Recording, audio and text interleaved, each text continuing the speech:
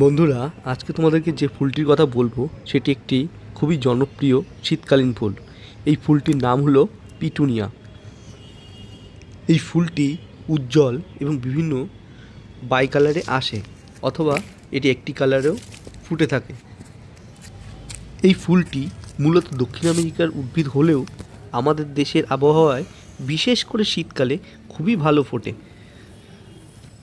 এই পিটুনিয়া গাছ প্রচুর রোদ পছন্দ করে, তাই 5 থেকে 6 ঘন্টা যাতে রোদ পায় এমন জায়গায় এই গাছের টব অবশ্যই রাখবেন। আর এই গাছে জল দেওয়ার সময় খেয়াল রাখবেন যেন গাছের পাতায় বা ফুলে জল না পড়ে, এতে ছত্রাক ধরার ভয় থাকে। সরাসরি গোড়ায় জল দিন। আর গাছকে লম্বায় বড় না করে গাছকে ঝাঁকড়া বা ঝোপালো করার জন্য গাছটি যখন 4 থেকে 5 ইঞ্চি লম্বা হবে তখন ডগার দিকের কচি অংশটি নখ দিয়ে ছিঁড়ে দিন। একে পিঞ্চিং বলে। এতে গাছ লম্বা না হয়ে পাশের দিকের ডালপালা ছড়াবে এবং অনেক বেশি ফুল ফুটবে। আর 15 দিন অন্তর তরল সর্ষের খোল পচা জল বা পাতলা করে পচানো সবজির খোসার জল দিলে ফুলের উজ্জ্বলতা বাড়ে। ফুল আসার পর অল্প পরিমাণে এনপিকে সার ব্যবহার করতে পারেন।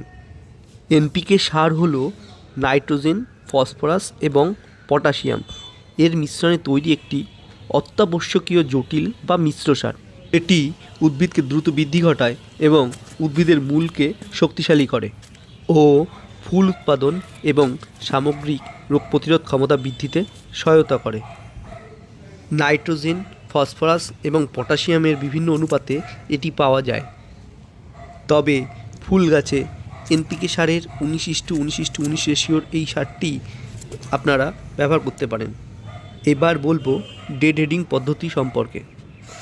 এই পিটুনিয়া গাছের যে ফুলগুলি শুকিয়ে গেছে সেই ফুলগুলিকে দ্রুত ছিঁড়ে ফেলে দিন, তা না হলে গাছ বীজ তৈরি করতে শক্তি ব্যয় করবে এবং গাছে নতুন ফুল আসা কমে যাবে।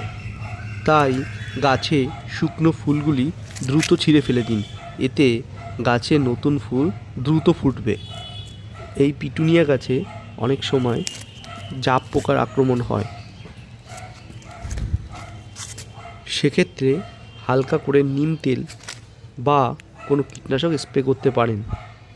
সবশেষে তোমাদের একটা সাবস্ক্রাইব আমার এই চ্যানেলটি গ্রো করতে সাহায্য করবে, তাই চ্যানেলটি অবশ্যই সাবস্ক্রাইব করে পাশে থেকো। দেখা হবে পরের ভিডিওতে।